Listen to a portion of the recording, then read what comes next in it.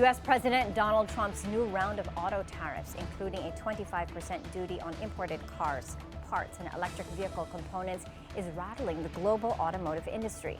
The Philippines may not be a major car exporter, but we're deeply embedded in the regional supply chain.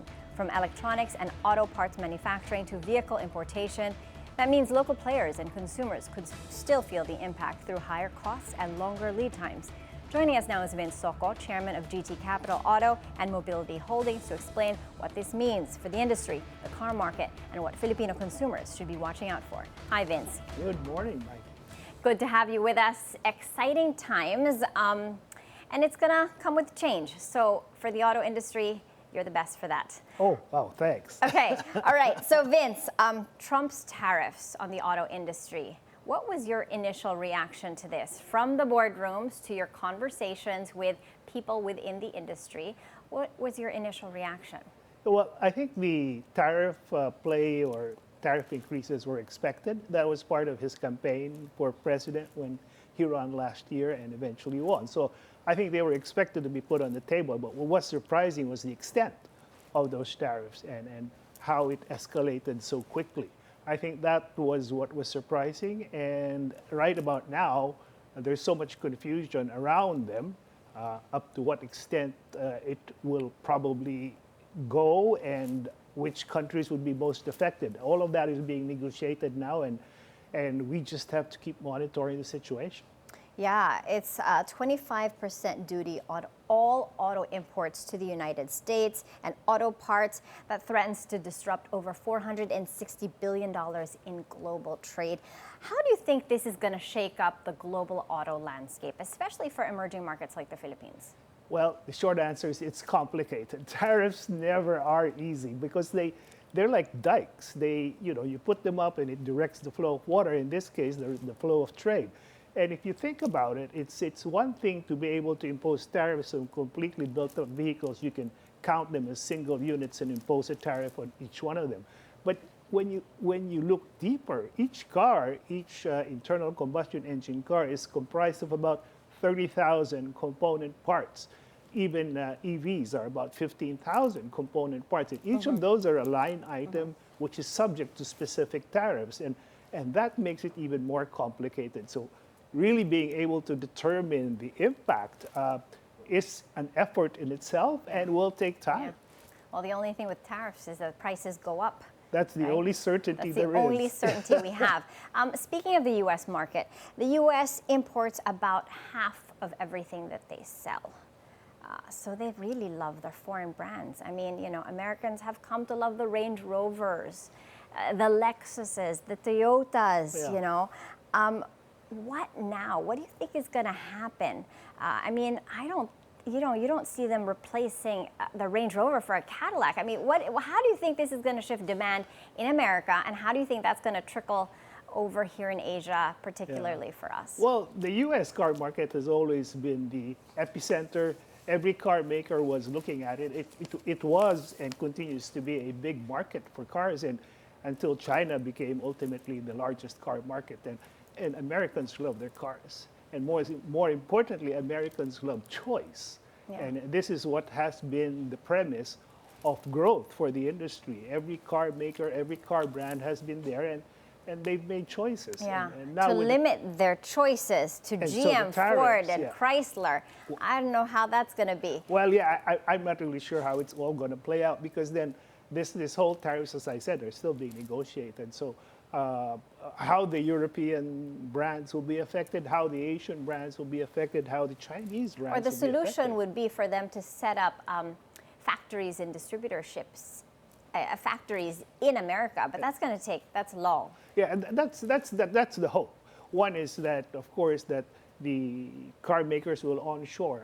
I think most of the major car makers already have factories in the U.S. to a certain extent, but they would like to see more of that to be onshore. That's hard because the but skill that sets takes time. So building capacity will take time, and it really does take, more importantly, a long-term policy view. This is tariffs push right now. Whether this will be continued by the next administration or the administration after that, we're not certain. And for automobiles, the gestation period of investments goes very well from 8 to 10 years before you can even realize the returns on those investments. So long-term stability in policy is critical. Here in the Philippines, we don't export finished cars at scale, but we are deeply embedded in the value chain, in the regional value chain. How do you think our industry is going to be most affected by this? Well, we do have in the Philippines component part makers that supply parts to the United States and other parts of the world. But to the United States, we have meter assemblies, sensors, some electronic components, wiring harnesses. And so certainly there's a potential for them to be impacted because if demand drops, then obviously the amount of exports will also drop. However, what's equally important is there might be an opportunity for us to increase in the event that production does increase in the U.S. I mean, the announced or indicative tariff to be imposed on the Philippines is 17%, which is much lower than our ASEAN neighbors. So there is an advantage for us and an opportunity if we can really position ourselves for this eventuality.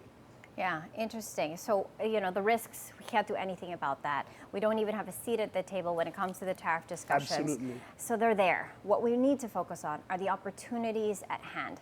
What are the opportunities at hand for the Philippine auto industry, Vince? Yeah, so I think the impact of the auto tariffs is just so, the importance is just so clear. I mean, it's rattled cages, it's brought leaders together to the table because the impact to auto industry is really huge.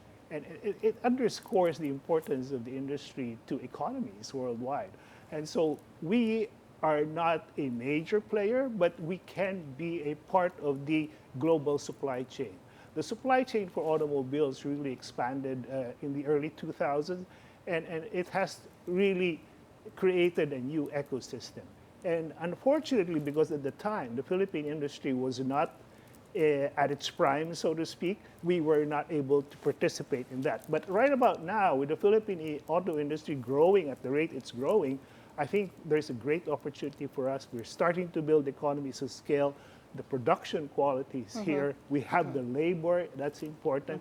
And so we have a chance to really break in with this potential realignment that's going to happen. Right. Speaking of growth, auto industry grew by 9% in 2024. Yes. For 2025, despite the tariff uncertainties, you're projecting about a 9% growth, which is still pretty good, given all things considered. Yes, absolutely. I mean, this year it's going to be, last year the 9% growth resulted to a new record high for the industry at 475,000 units. And this year, a new record is expected to be set again with sales breaking through 500,000, the 500,000 mark. And that's really showing how strong and resilient the market is. The Philippines is still continuing its journey to motorization. And with economic growth, I think there's such a runway ahead of it. Yeah, we've got 6 to 8% target for the government. Yes. We're looking at about 6% growth. On top of that, inflation is at bay, 1.8% in March. That's a 5-year low. And interest rate cuts, we're expected to have more in the second half of 2025. How important is a looser stance on monetary policy for the auto industry, given everything that's going on? Yeah, I think that's a great driver. We've always said that the automotive industry will continue to grow only if credit is made more accessible. It's a driver of growth, to be sure. And lower interest rates will also be the wind under the wings, so to speak. So the lower inflation rate, which actually started to impact on domestic consumption in recent months, bring it down to lower than 5%, which is its usual growth rate. It's back to 5%, so that's also very encouraging. So all of these are very positive developments for us in the auto industry. Yeah, we're watching it very positively. So the auto industry in the Philippines has a very long runway for growth, 2025 and beyond, despite everything that's happening right now. Of course, we have to be worried about and I think this is the real story behind the tariffs. It's the impact on the global economy. Already the IMF has already reduced by half a point its estimates for economic growth for the global economy as a result of the tariffs. And that's what we have to be worried about because it will impact a broader spectrum of the business sector and industry and potentially might reduce economic growth. And that's where we have to be careful. Okay. All right.